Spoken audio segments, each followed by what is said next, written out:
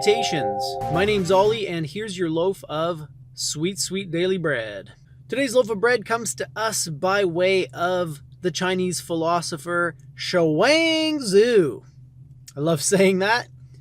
And he says the following: the fish trap exists because of the fish. Once you've gotten the fish, you can forget the trap. The rabbit snare exists because of the rabbit. Once you've gotten the rabbit, you can forget the snare. Words exist because of meaning. Once you've gotten the meaning, you can forget the words.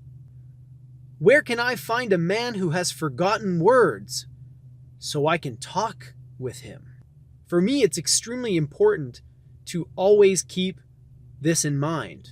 The purpose of words is meaning.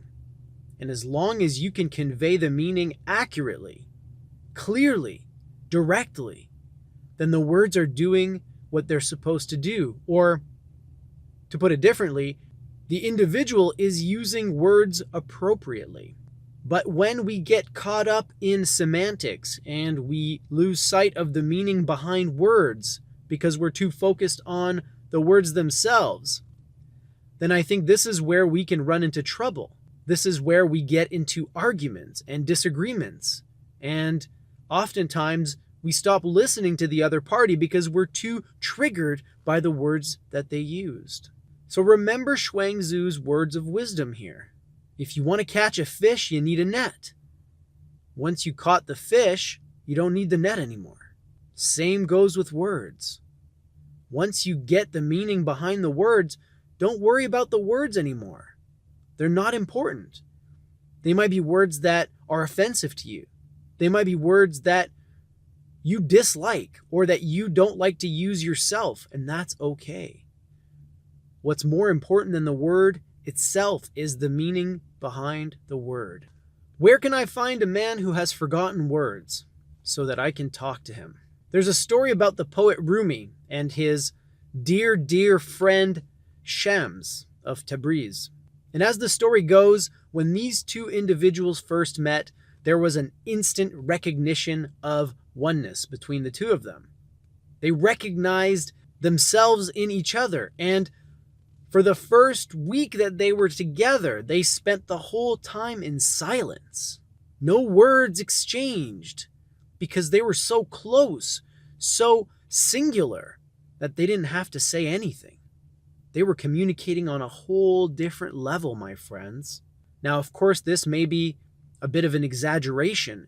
It might be hyperbolic, but I'm sure that most of you can think of that one person in your life, that one person you're so comfortable around, that one person who is not related to you but is closer to you than your blood relatives.